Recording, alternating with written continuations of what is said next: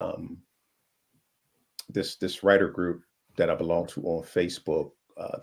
They're like 22,000 members strong, and I kept putting it in the group because one of the questions that they're always asking is, "Hey, I want to get representation. How do I do this? And how do I pitch? And how do I get to the right people?" So I said, "Well, guess what, guys? Thursday, I'm going to have on Leah St. Marie and Angel Murphy to kind of answer those questions and to give you an opportunity to maybe pitch your script in a way you had never thought of." So, but ladies and gentlemen, welcome to a conversation with I'm your humble host, Floyd Marshall Jr. And today I am joined by Leah St. Marie and Angel Murphy, and they are the founders of The Pitch, a very interesting podcast where screenwriters actually get to pitch their screenplay. And they have another segment, which I absolutely love, um, where the screenwriters have the first 3 pages of their screenplay read by industry actors, something that I have actually never heard of before. So I was very intrigued when this phenomenal duo reached out to me and said, "Hey, we'd love to come on your podcast." And that's always a good thing because I'm sitting like, who's listening? But then I get an email like that. So I'm saying, oh wow, that's really cool. So guys, welcome to a conversation with it's so phenomenal to have you guys here, and I cannot wait to jump in this conversation with the both of you. So how have you guys been doing so far in 2024? Awesome. Yeah. Actually, kind of awesome. I was telling you before the podcast started, I got invited to attend the Glasgow Film Festival in Scotland. So gearing up for that, and then putting together my Italian movie that I'm hopefully directing in October. Nice. What's the name of the film? Or Teatro dell'Amore, but oh, I'm welcoming new titles. okay. Yeah, What because is, what does that what does that translate to for those who don't Oh, speak Italian, Leah?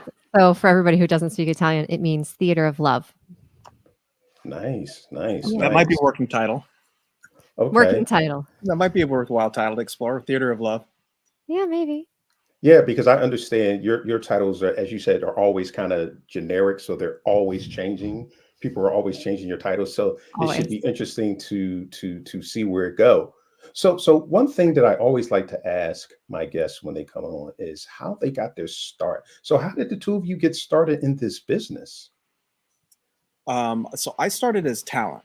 So I started when I was probably 19 years old. I got an agent, and I started taking acting classes. And my teacher, my acting teacher at the time, was like, "You need to be reading scripts as well, Angel." And I don't know what her motivation was. If she saw that I could be a writer, if she's just like, "Well, you have to be able to read scripts to be able to act them." Hmm. Very early on, she's like, "You should be reading as many as you can." So I took that to heart and started reading as many as I could. And I realized, oh, maybe writing would be fun, and maybe I should keep exploring this. And then as a writer, I just never stopped learning and working on my stuff. But I started as talent and kind of have moved through a few different specialties, and have finally come to writing scripts pretty consistently.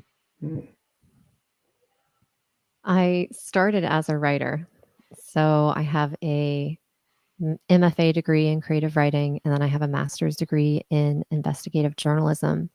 But I got my investigative journalism degree on purpose because the scripts that I were reading and the movies that I liked were all written by journalists like Hmm. Terrence Malick, um, and people like that. And I was like, oh, there's something to the way that they're understanding the world and transcribing it into a script that I kind of want to find the meat of. So I went and attended Point Park University and then moved to Hollywood.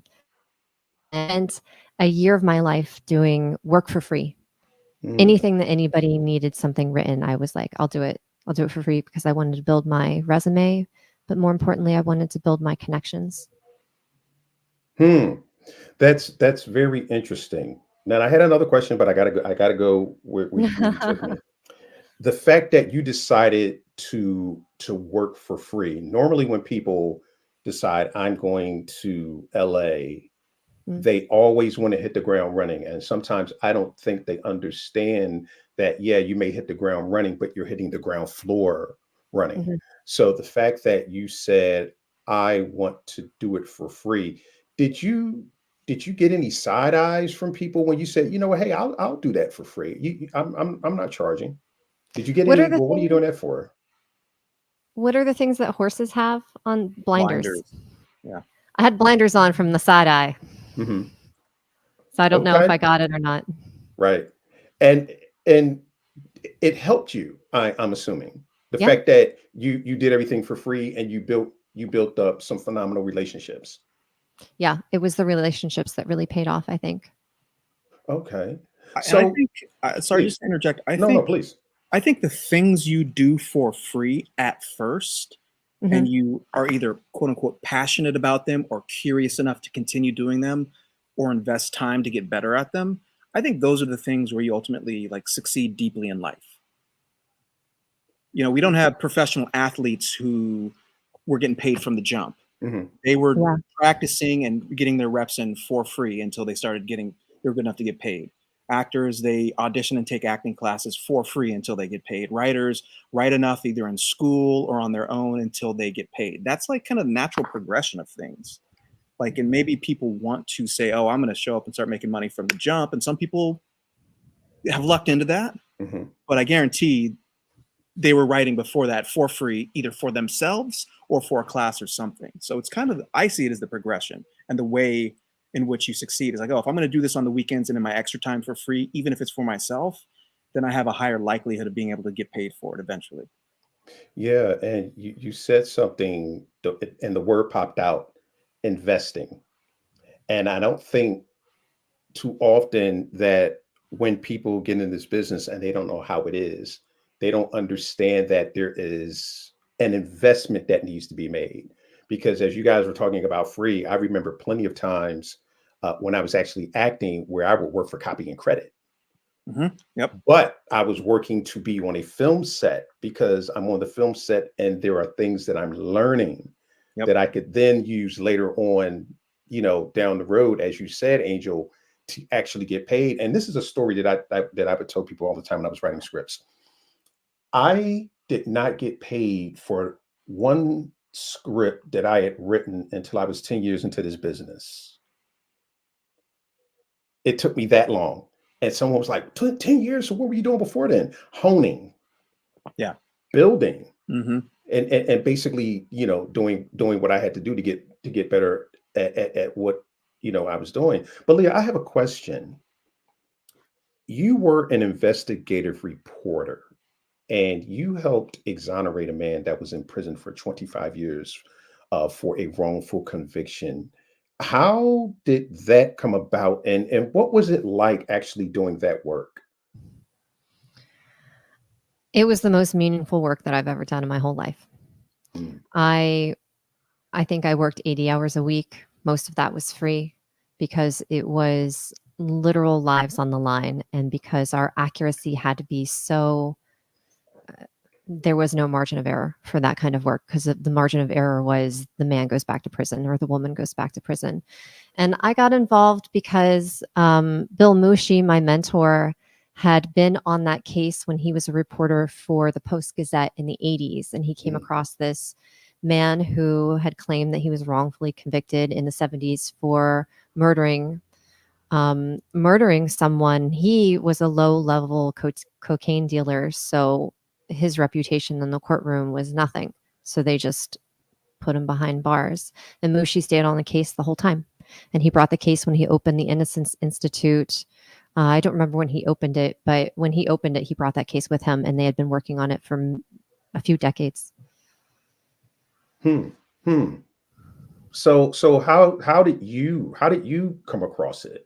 Oh, right. So the Innocence Institute was part of the grad program that I was going through, and I Okay. applied for the job. And there's something to be said about being older when you're going back to school or you're applying for jobs.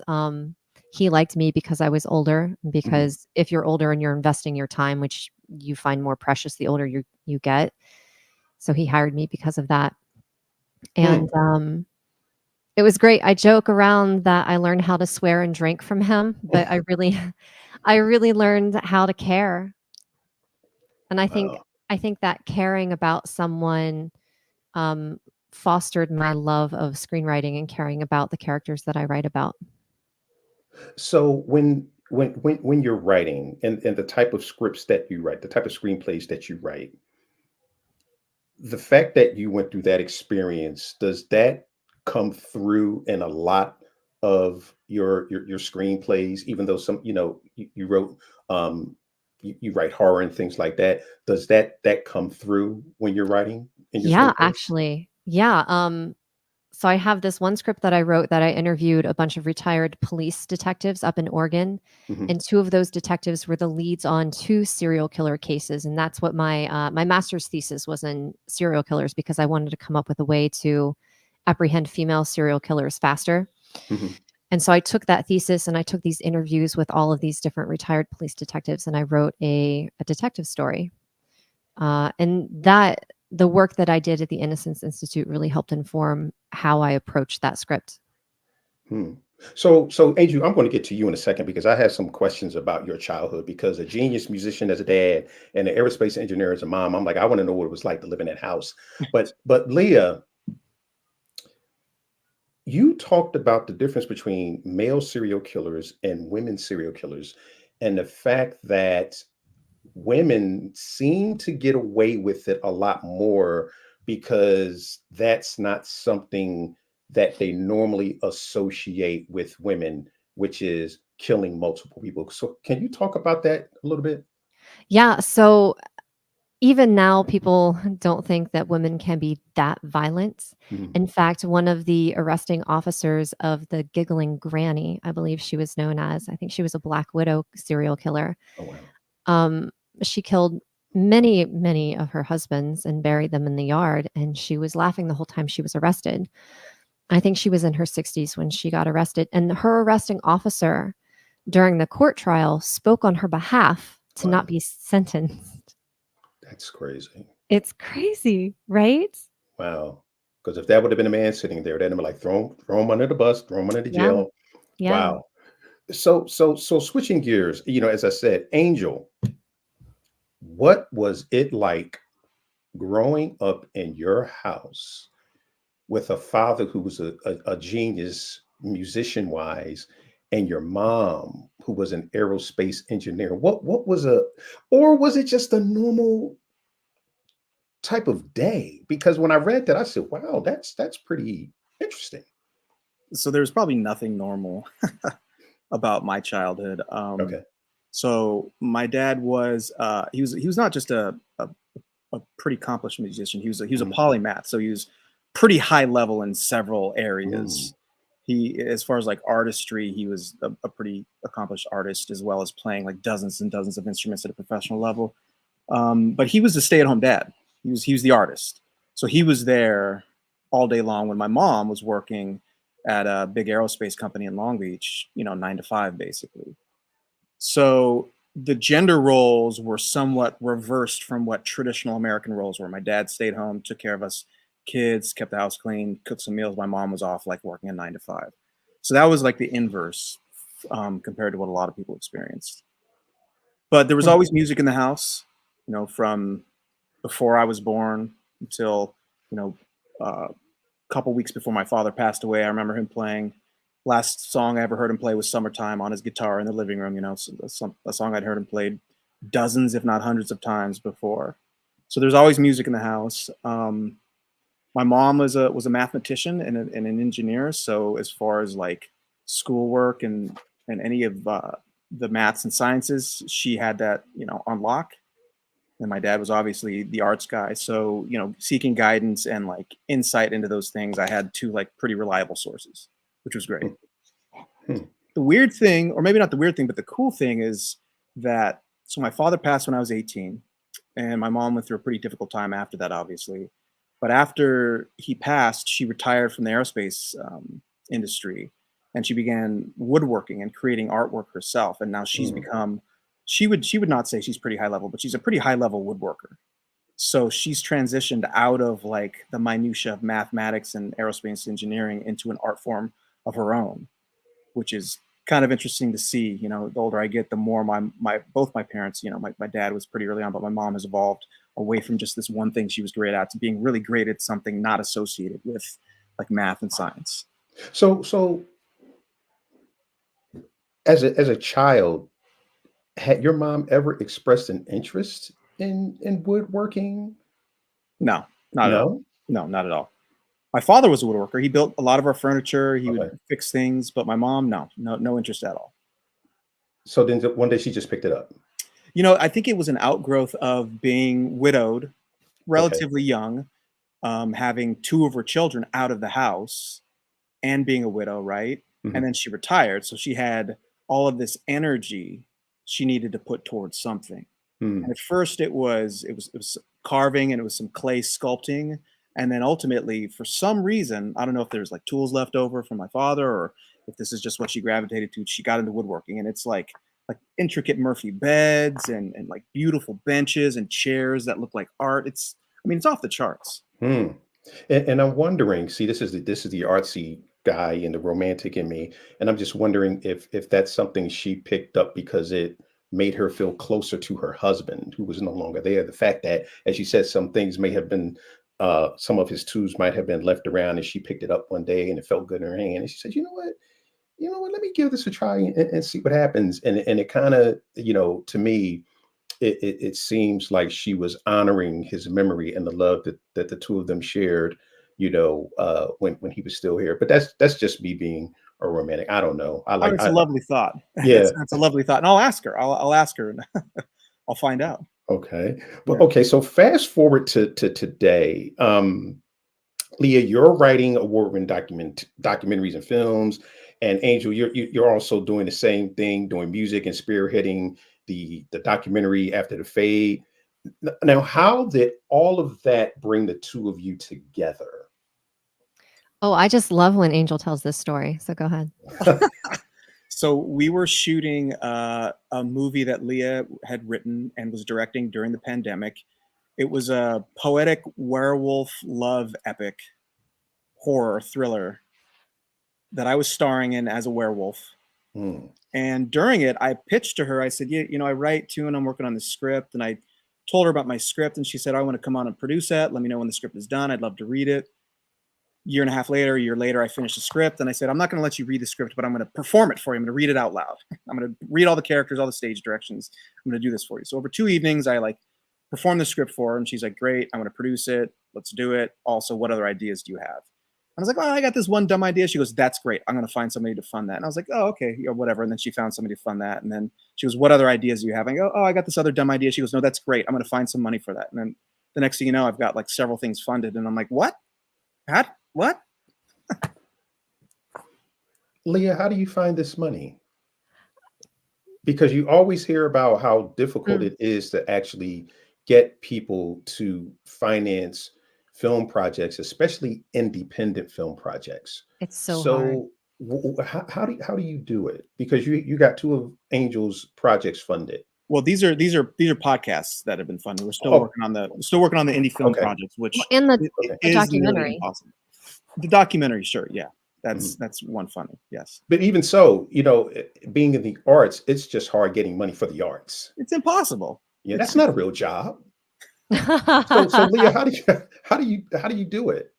I think, uh, gosh, I hope this doesn't sound too corny, but be kind.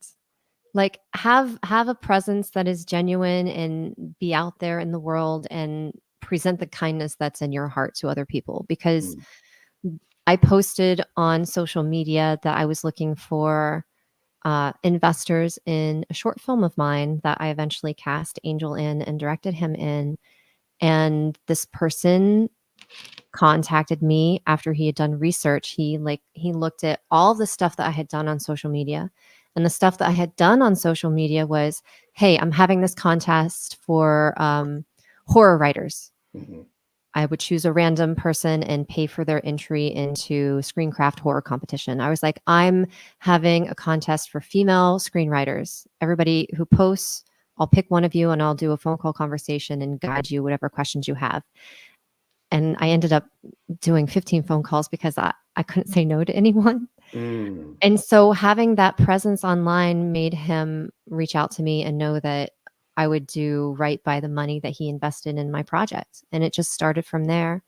And he actually is the one who funded our podcast pitch. Mm. Oh, okay. So yeah, let's talk about that. So you guys get together Mhm. and then you start pitch, which is how did you come up with that concept? Because Again, okay, An- I'm sorry, go ahead. Angel has such a great story on the origin of this. I'll So let him how tell did it. how did this happen? So Leah and I are constantly talking about what scripts we're working on and our ideas, right? And she'll describe an idea to me, and I'm like, I don't know, I don't know. And I'll describe what I think is the worst idea to her, and she'll be like, that's great, and I'm like, is it great though? But in these conversations, we would always like bring up, well, I talked to this one person about this story idea, and they just didn't respond to it. And she's like, yeah, I kind of like found myself talking to this person, and it didn't go well. So I was like, we actually need to learn how to pitch our ideas. We need to learn how to talk about our story ideas in a way that makes people excited. That was the first conversation I had. I was like, Leah, we got to figure this out. And she's like, leave me alone. I don't want to do it. I was like, no, let's systematize it. Accurate. Mm. Let's create like a program for us to like learn how to pitch. Let's find pitches in the world. Let's read all these resources. She's like, yeah, whatever. So we started doing it anyway, and we found some cool examples. And then a couple months pass, and she says, hey, Angel, I have this great idea. I go, what's your idea? She goes, we should do a podcast about how to like pitch story ideas so we can learn how to pitch. And I was like, that's a great idea. But I remember like several months ago when I said we should learn how to pitch, this is like kind of that, right? And she's like, no, I don't remember that. Mm. And I said, okay, well, let's do your podcast idea. And then we were off to the races once we got our producing Wait, partner. yes. What am I leaving Well, out? you're skipping the step where we went to Sundance has this wonderful collab that we were a Mhm. part of. And That's right, that helped us hone some of the skills that we already had in pitching, because we took Mm. the producer's lab, and it helps you take a project through different steps that they give you kind of tips on. And one of the steps was how to pitch. And we were like, oh, this is gold. Like, it really matters. These certain things in a pitch are consistent, because there's no one way to get a manager. There's no one way to write a screenplay. There's no one way to pitch. So we're like, how do we expound on that? Mhm. That's right. Hmm. I did forget the Sundance component, Hmm. which was a great kind of our first introduction to people who Yeah. were making films, had made films, and helped other people make films, and also had pitched films. They Mhm. were saying, hey, look, and it was a producer's component of the Sundance program. They were like, if you're producing a thing, you need to be pitching the thing, and this is what we suggest you do, and then let's practice it some. Hmm. So that was also, and then after that, I think Leah was like, we should do a podcast about pitching. Yeah. That's interesting. So you guys said, okay, we're going to do the pitch, and then you run it by some of your friends, and they're like, who the hell told you to come up with that idea? There are some reservations, Yep. and a lot of people are not really feeling the idea because you have people coming on and they're speaking what they're working on out into the world. Mhm. And, someone sitting there saying, oh, so you're just telling everybody what your screenplay is about? Not that they would be sitting there writing things down, but who knows? So, how did you guys get around people's reservations when it came to doing your podcast the way you wanted to do it? We just ignored those people. We That's didn't ignore them. We listened to them. We Mhm. listened to what they said and said, why are they having reservations? Mhm. And then We did. Yeah. and then we figured out a way to distribute the actual script pitches in a way that is to a limited audience. Mm. So on our very first episode of Pitch, we wanted to show the world what we're doing. So I took a script that I've been working on for years. I don't need it to be like a secret. Leah took one that she's been working on for a long time. She doesn't need to be a secret, and said, this is what we're doing. Mhm. And everyone else's pitches we have behind basically a subscription service, because Mhm. we figured out if you take a pitch to development executives, to agents, to studios, those are buyers. They're not likely to steal it. Yeah. They want to bring the writer on who conceived it, because that's probably the best person to write that story.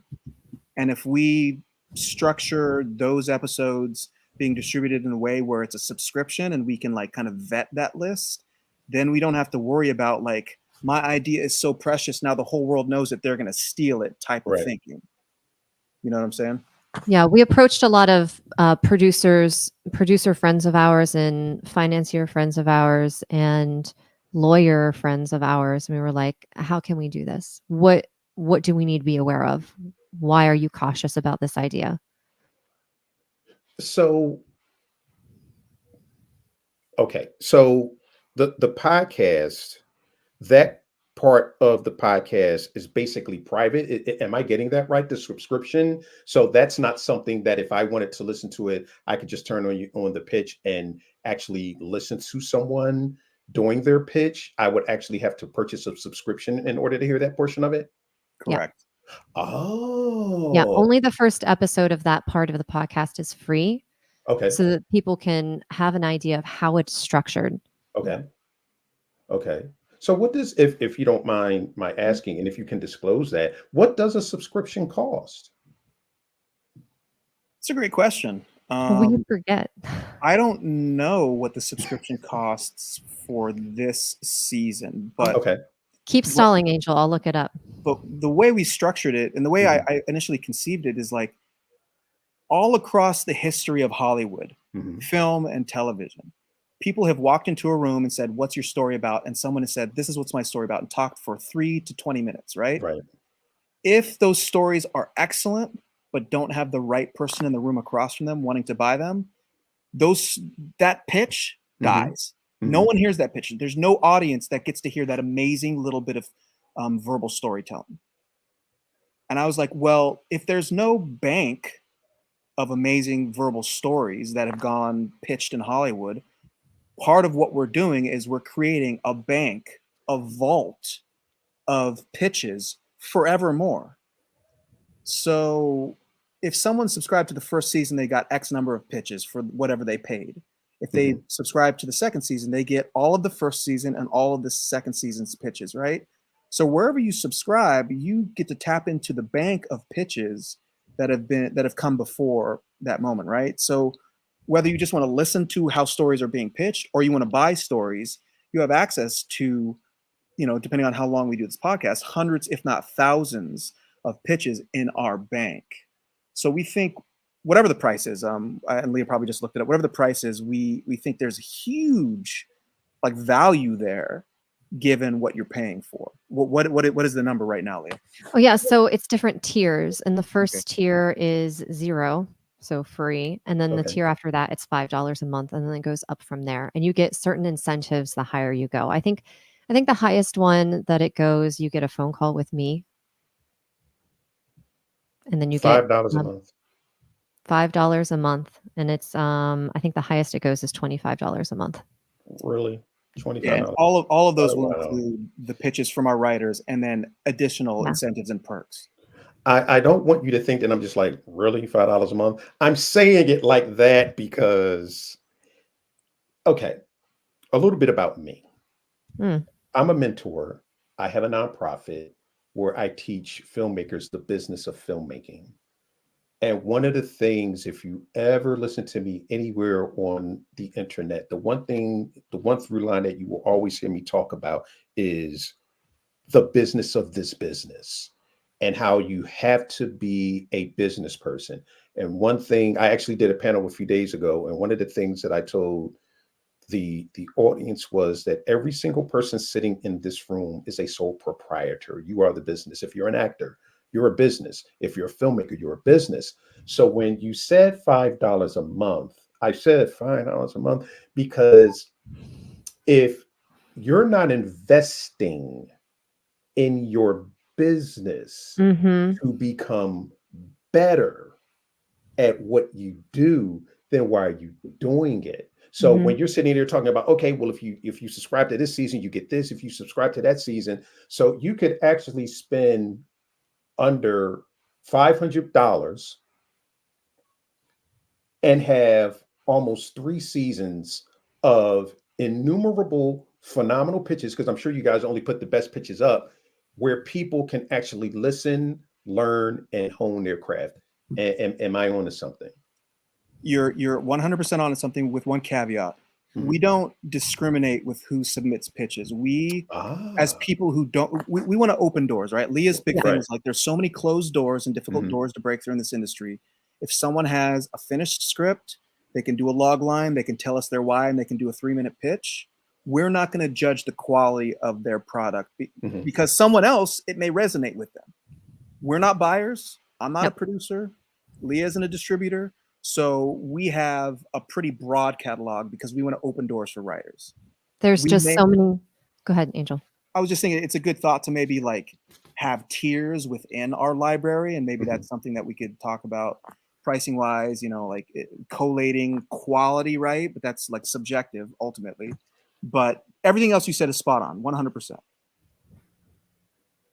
So how do you guys get the managers and the producers and the agents involved? How do they get to hear the pitches, or do you have basically a pool of producers, managers, agents, and you say, okay, well, or do they actually have to subscribe as well, or do they get free access? No, they have to subscribe. Okay.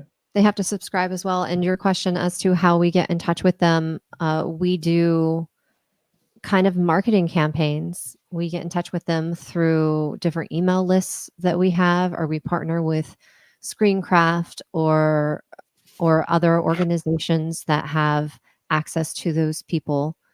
And sometimes it's a friend of a friend. This business is so small once you get to a certain point. And we also rely on the free portion of the podcast and guests like Franklin Leonard and Bill Thompson and people who have stature in the industry going on and lending their, insight into the free portion where we all talk about writing in the industry and stuff. Oh, well, like production head at X studio knows Franklin, and Franklin says, oh, hey, just did this podcast. They have this pitch component where you get to listen to pitches on your car ride into work and your car ride home if you're looking for stuff. Yeah. Kind of relying on that as being like a little bit of a funnel toward the subscription side of things. So how has the reception been from screenwriters with this? So great. I went to the Austin Film Festival to market the podcast, and I handed out, I think I had 200 or 400 items of swag that I handed out to all of the people who attended. And when I told them about the podcast, they're like, where do I send my materials to? Because it's free to send to us. We're not a contest. We're not a competition. We want to get your work out to people. That's our goal. Because there's so many, I have like rejection fatigue. And I think a lot of writers suffer from that because every year we're told that one of the avenues that you can get an agent or a manager or funding or your project noticed in the trades is contests. And contests are so ridiculously expensive, right? And it's prohibitive to a certain bracket, an economic bracket. It's prohibitive. How am I supposed to afford $80 for a contest when that's my gas money for like the month, right? And so we wanted to make sure that we were as open as possible to the public. And that's why the name of the email address that I picked for people to submit to is doorswillopenpitch@gmail.com, because doors will open. They should. Wow, that's beautiful. So with what you just said, it is the goal for the two of you to have more writers and filmmakers, because oftentimes, when you're at a certain level, you're writing and you're producing the film. Is the goal for the two of you to have more, I would just say, content creators producing work outside the studio system, or both, outside and within the system? I would think say both. You'd say both. Yeah. What would you say? I'd say it's twofold. I'd say there's an educational component for myself in hosting and interviewing the people we host and interview. Like, I didn't get better pitching, doing my first 2 episodes. The entire first season and then editing the first season was kind of my undergrad program in pitching and like what to do. Now that we're in the second season, I find myself in the world talking about my scripts and people responding much better, right? And it's been a year. So I'm like, all right, in a year's time, my personal education on how to talk about my scripts and keep people engaged has improved dramatically. So if I can help other people do that about their work, then that is one thing. The other thing, like we said, is how do we get access as unknown writers in this industry? And we've talked at length about how like the best scripts, if you write an amazing script, people will come knocking. It's like, yeah, sure, write Memento, write The Usual Suspects, write the, you know, the once a decade phenomenal script. But also like those scripts come along once every 7 years, right? Like the best scripts, like the top scripts that like Hollywood comes calling, those come along like really rarely.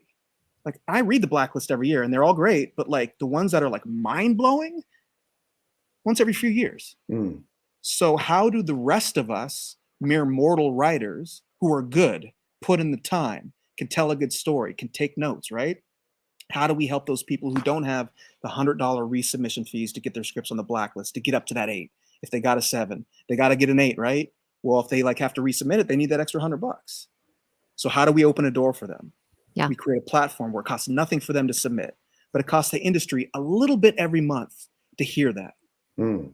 And then so if we can get people into the pipeline of like studio, even like small studio, small production company, Hollywood, that's the second part for me. And then if they can do stuff on their own based on a little bit of what they've learned from our podcast and do it a little bit better, then that would be the third component for me.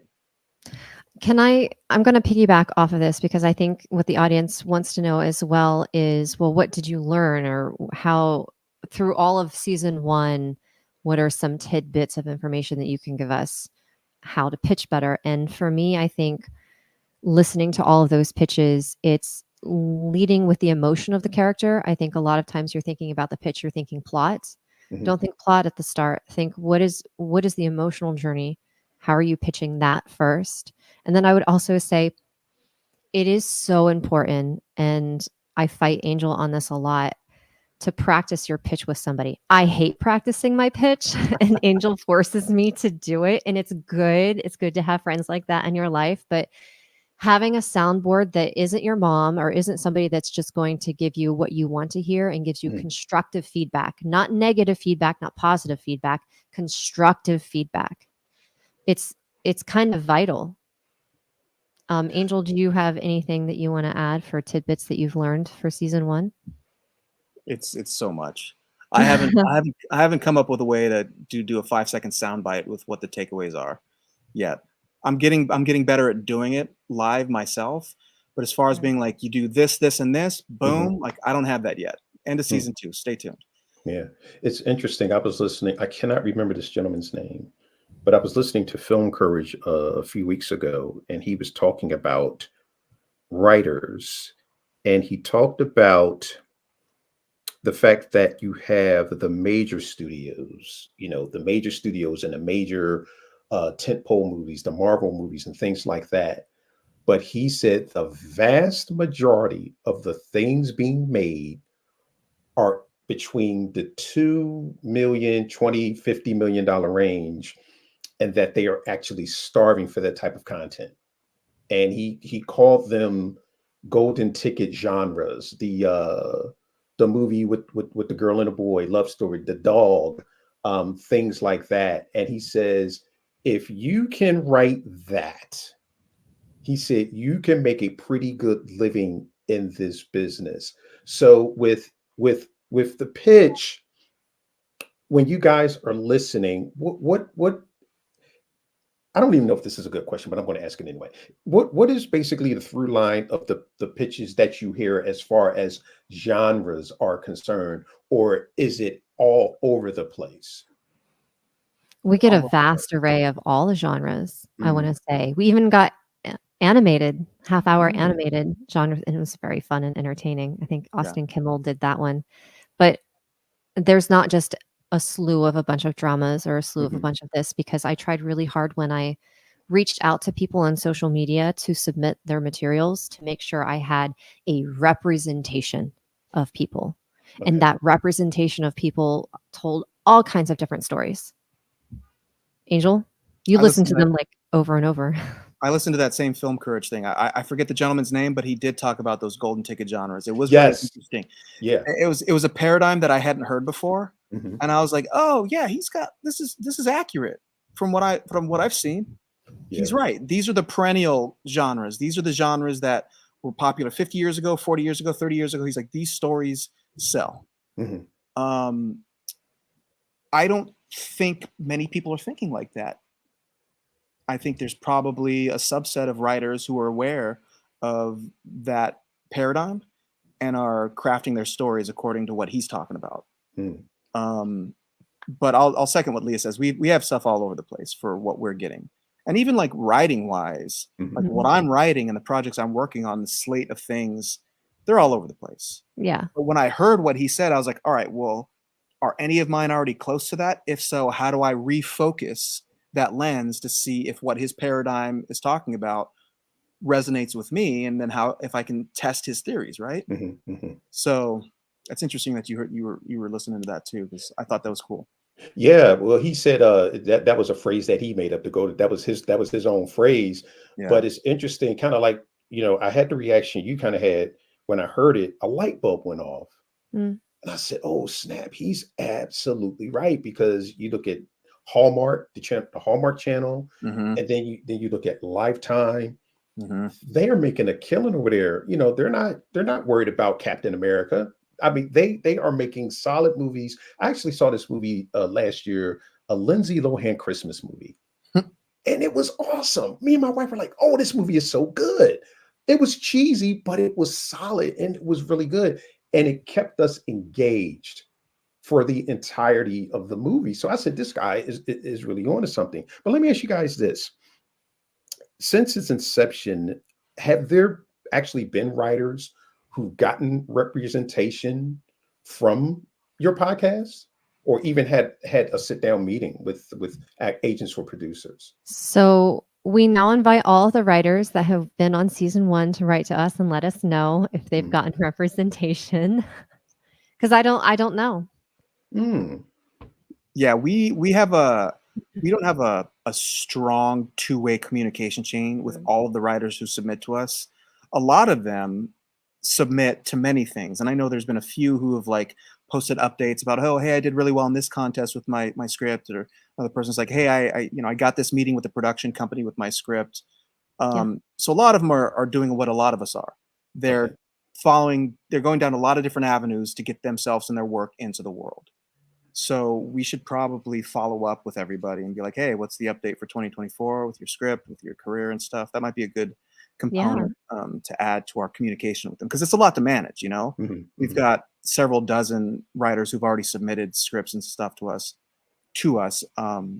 So then to communicate with them about what's going on with them, we may need to find a way to make that like an easy interface. Leah, we'll talk to our tech guy about that. We got a tech Yeah, guy.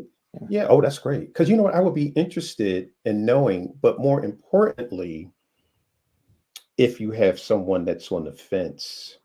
My thing is, don't take my, I always tell people, don't take my word for it. Look me up. Mm. Yep. So if someone's saying, well, I really don't know about you guys. Hey, don't take our word for it. Go check the receipts. These are the people that have actually, and even if nothing comes of it, and you guys were on a podcast, and the gentleman said that when he pitches, he's not really interested in them buying his screenplay. He's more interested in them hearing his voice. Mhm. So if a screenwriter actually gets to sit in a room with someone and they say, okay, well, you know what, Leah, that was great, but that's not for us. But when you leave, as you said, be in the room. You said something to that effect, Leah. When you leave, they're saying, you know what, she was all right. We're going to keep her in mind for something else. Um, I am constantly cool in rooms, so that is often okay. said to me. So, what's the end game? Do you guys actually see yourselves somewhere in the future partnering with studios as a pipeline to writers? Because I really Mm. think you guys are onto something here. Oh, thanks, man.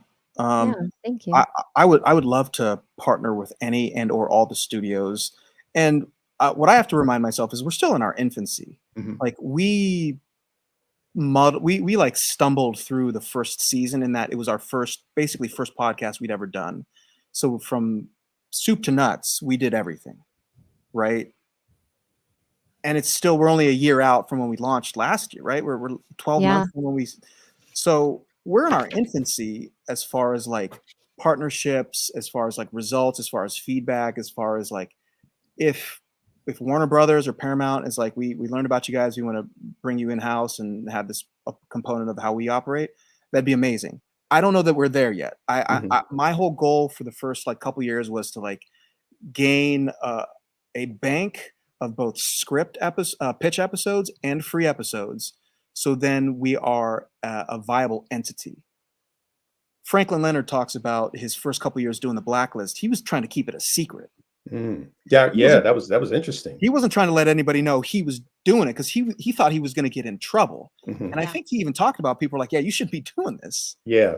Nonetheless, a few years in, people are like, hey, when is the Blacklist coming out? So he stayed consistent. He built up a bank, right?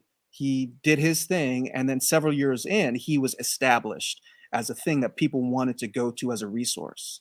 So from the first people who were like a little skeptical about what we were doing, who were like, you do that, you can't do that.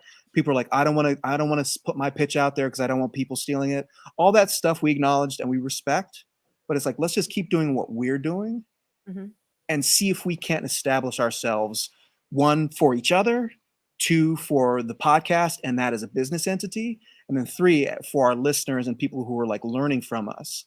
And then if the industry at large wants to say, hey, we like your service, we need it, we're open. We're open for all partnerships. Let's sit down and have a conversation.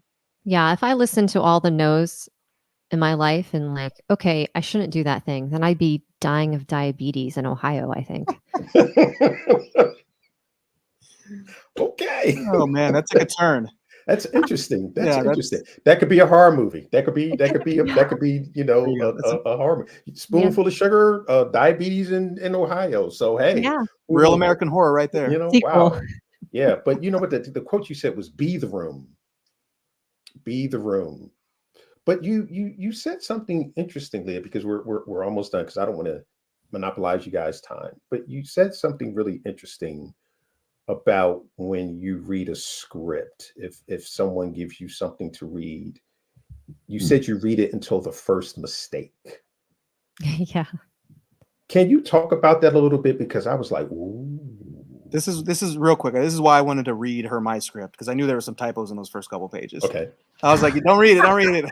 I'm going to perform it for you. Trust me. Okay. All the periods and commas are right. Okay, so I say that and I'll be lenient for friends of mine and I'll read through because we trade scripts on and off all of the time. But if it's a stranger and you're sending me your script, you are asking me to spend half of my day reading and giving you notes on something. So you were taking my time back to time again. You're taking my time. And my time is very precious to me. Like sometimes I don't have time to call my mom. I'm using my time for you. And so if I'm giving you my time, then you better make sure that you are respecting it by paying attention to the material you are sending me. So 48 minutes and 20 seconds into the podcast, you guys were given a master class. If you don't listen to anything else, listen to that, because time is the one commodity that you cannot get back. Everything else you can. Money, replaceable. Time, not. So that's phenomenal. So you did After the Fade, Angel. Can you talk about that a little bit? Yeah. So the podcast is called Before the Fade. Documentary, I'm still working on setting that up, is called After the Fade. And this was born out of an idea that, I mean, it really was like an interpersonal like joke. I would be in a car with someone, a friend, girlfriend, and there'd be like a Steely Dan song, which I'm a huge Steely Dan fan. Oh, we have so much in common. I love. All right, there we go. So and at the end of almost every Steely Dan song, there's some crazy guitar solo going, just like shredding as it fades out. Peg. Black Friday, like all of them, shredding, right? And the quieter the fade gets, the crazier the solo gets. Mhm. Now, I grew up playing the saxophone. Jazz was my first like passion. So I'm like curious about what these soloists are doing. So I would turn the volume up. And I realized somewhere along the way, they just kept recording. And there's probably a couple Mm. more minutes of this song that they just had to Mm. fade out for on the radio edit. So I would annoy my friends and be like, listen to this solo on this fade. And Leah was like, hey, that would be a really fun thing to explore in a documentary. And I'm like, what do you mean? She goes, well, if you went and like found these people and like listened to the masters right before they faded out, Mm. and you got to hear what they did after they faded. And I was like, oh, that'd be a fun idea. I'd love to learn. I'd love to hear what's on the rest of that solo on Peg or Black Friday or Deacon Blues or whatever it is, Mhm. right?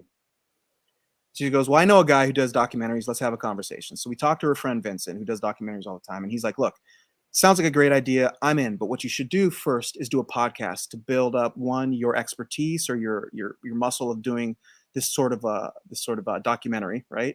And then two, to build an audience. And I said, well, if I'm going to do a podcast, I'm not going to call it after the fade. I'm going to call it before the fade, which is where I sit down with like, I'm just finishing editing the episode with Susan Rogers. Now, if you don't know who Susan Rogers is, she was Prince's main sound engineer for Mm. Purple Rain all the way through like Oh, Under the Cherry wow. Moon. She was with him Oh, for like wow. 6 to 7 years It was a great interview. for his like best stuff. So I sit down with someone like Susan and I say, what was it like to work with Prince? And we talk for 2 hours. We talk about her favorite Prince songs, their background and stuff. So after the fade is coming, before the fade is in the works right now. And because I'm a musician, I was like, this is my first non-artist, non-creator, creative way of like putting stuff out there into the world. Because up Mm. until that point, I'd been acting and writing scripts, period, which is talent and creating, right? I'm a writer. Okay. Then this is like, while I'm a musician by like my childhood, by my first profession, by my first like passion, right? How do I jump into that arena and put some great content out there that the world can enjoy and hear like me talk to some like really cool engineers and musicians and stuff? Hmm. I think Angel and I's creative relationship is based on him being curious about something and me going, let's make that happen. Okay. And I think it's an important dynamic because sometimes you need both of those things to make a dream come true. And Yeah. so the end of that equation is your dreams can't be got alone. You need people in your life. You need supporters in your life. So find those people who are saying yes to you and make sure you keep them in your corner. Yeah, absolutely. Absolutely. But before we go, Leah, you did a film on someone who is near and dear to my heart. Oh, In the Light yeah. of the Moon. In the Light of the Moon, Beowulf. Can you talk about that? Because when I saw that, I said, she did a movie on Beowulf. Yeah. Now, I'm a little different. I was reading Beowulf in middle school when everyone else was outside running around. I was reading about Grendel and the King of the Geats and stuff like that. So, can you talk about that movie and where can I see it? Yeah. So we've actually gotten our VFX done and we're getting ready to distribute. So you can see it soon. Oh, And beautiful. how it came about was it was the pandemic. And Okay. I think it was the height of the pandemic. And a friend of mine had connections to people who would offer us an MG, which is a minimum guarantee to make a movie. I had the meeting and they didn't give us the minimum guarantee, but I was like, you know what? I have been so afraid of directing because I don't want to try at something that I'll fail at. I was like, Mm. that's stupid, Welch. That's dumb. Why do you feel that way? Don't be like that. So I made a vow to myself that I would direct a feature film before I turned 40. So I was like, oh, I have 6 months to do that. And I sold everything that I owned except for my bed and my car. Mm. And I did a kind of successful GoFundMe. And then I had no pride and I emailed and texted everybody that I've ever met in my whole entire life asking them for money. And I was like, can you donate instead of buying me a birthday gift, donate $40 to my GoFundMe so I can make this movie. And I did. I made it. And it was a blast. Angel was there. He played Bull Levi, which is Beowulf, and we holed up in a cabin. The crew was in one cabin, the cast was in another cabin. We filmed it in 8 days, Oh, wow. we filmed like 14 pages a day. And then I restructured the entire ending the day before our last day. So I rewrote that. And yeah, it's insane. And I wouldn't change any of it. It was a blast. I had so much fun. I was happy every day because I was doing what I loved with people I cared about. Literally was so happy. I was like, she's got to be on an antidepressant. Yeah. Some stuff went wrong on that, and I was like, she is just as happy as if it was going right. What is Mhm. going on? And it really was like just the fact that you were on set shooting your movie. Yeah. Yeah, and it's interesting that you talk about that because and you're saying she was happy and things were going wrong. I'm reading Arnold Schwarzenegger's latest book, Be Useful, and he talked about when he would be in the gym and people would always see him smiling. And he said, sometimes I would be in so much pain, but I was happy because I knew that me squatting 600 pounds for 10 sets was leading to something. So it wasn't that the pain was bad. The pain was an indication that I was moving in the right direction. And the fact that you said she was smiling because she was like, shit, first, I didn't even want to direct. I'm on set directing. And this is a gentleman that I listened to when you said what you said, Leah. This is a gentleman that I listen to by the name of Ed Milet. And he always says, things don't happen to you, they happen for you. And the fact that you were told no and were kind of put in a position of, I can either do it myself or not do it at all, but you decided to do it, is something that didn't happen to you. In my humble opinion, it happened for you because you took it to con, you sold it. And if I'm not mistaken, did I get that right? You took it to the film market and sold it? Yeah, kind of. Yeah. Okay, well, there you go. So, Yeah. and that all stemmed from you deciding to make the decision to bet on yourself. It's just like what Niecy Dash did the other day in her acceptance speech. She said, I want to thank me for believing in me when no one else would. So you took a chance on you and believed in you when no one else would. So You have I to. think that's absolutely amazing. I think it's one of the hardest things to do is to have faith in yourself because a lot of us don't treat ourselves like our best friend. Ooh, that's a We're good allowed to one. swear on this podcast. We shit on ourselves. We talk so negative. We think worst case scenario. But why? Why does it have to be the worst case scenario? Why can't you even it out and think the worst case and then think the best case? Maybe you land in the middle. Yeah, and that's so true. Because I'm a life coach as well, and I always ask that question because I'm a language empowerment coach, and I say to people, I said, well, let me ask you a question. So you talked negatively about yourself, correct? They're like, yeah. I said, so what would be the harm in switching that up? And like you said, when you were saying I can't direct, and then you turned around and said, well, that's bullshit. Why can't I direct? Who said you can't? Who said you can't? And Yeah. we have a phenomenal film that I can't wait to see. So what's next for the two of you? Can I? I'm going to Please. be a little, I'm going to geek out just a little bit Oh, and then please I'll tell go. you what I'm doing. Please But do. exactly everything that you said. So in quantum physics, there's something called collapse of the wave function. And if you don't know what it is, that's okay, because I'm about to tell you what it is. Okay. It's kind of not just the power of speech or the power of belief in yourself, but joining those two things together. And they had people hold DNA samples in their hand and they thought this positive thing and nothing happened. And then they felt this positive thing and nothing happened. But with the collapse of the wave function, something that is possible, anything that is possible that you focus on becomes real because you're seeing it into existence. So when they're holding this DNA sample and they combine those two things, it literally under a microscope changed the formations of the DNA. So the way that you're talking and the way that you're feeling and the way that you're combining those things, and if you're saying no, no, no, no, no, then no, no, no, no, no is going to happen. But the possibility or the probability of all the yes that you're giving yourself, you can kind of manifest, but manifest is the wrong word here because it's actual quantum physics. And now I'm going to put a pin in that, and I'm going to tell you what I'm working on because I'm so excited about it. Other than us working on season 2 of Pitch, which stand by, it's coming.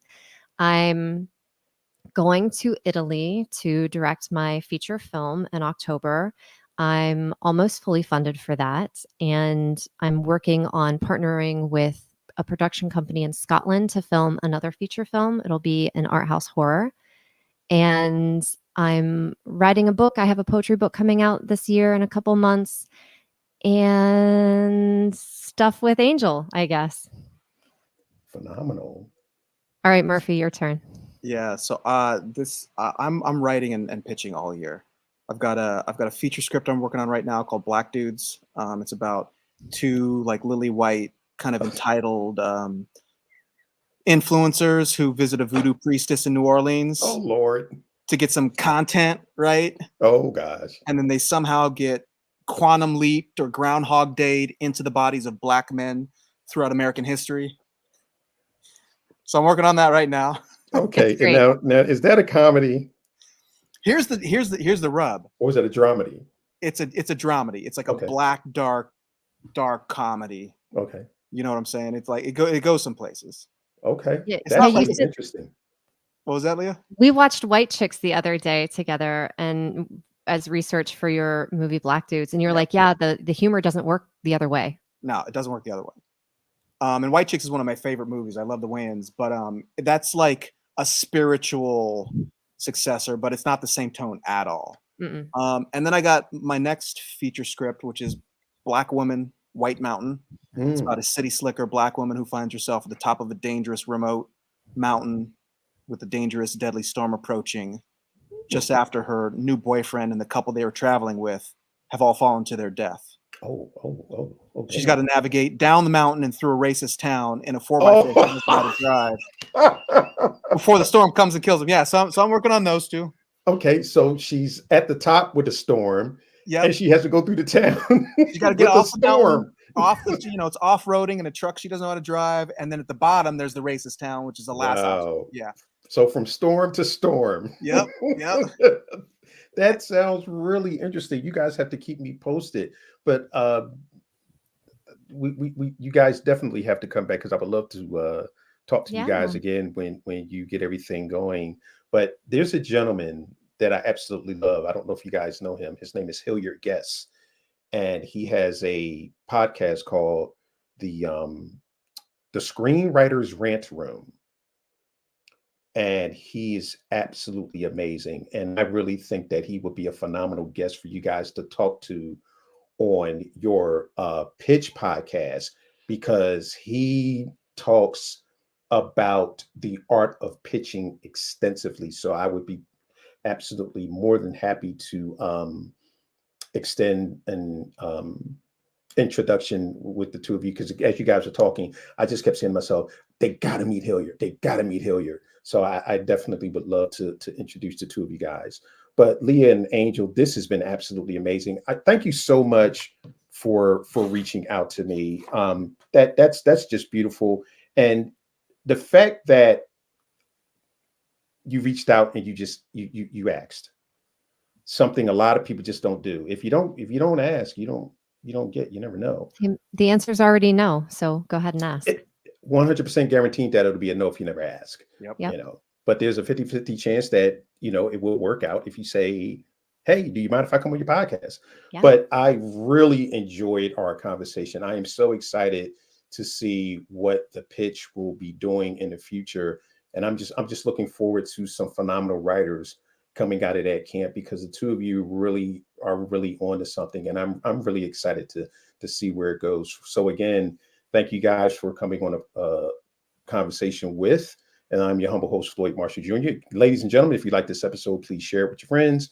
Make sure that you what is that word I'm looking for? That you subscribe on Apple Podcasts, and make sure that you go to the Pitch Podcast on Apple Podcasts and subscribe, because if you're in this business, and here's the thing, ladies and gentlemen, even if you're not a writer, you want to subscribe to the podcast, because if you're a filmmaker, you want to know how writers think.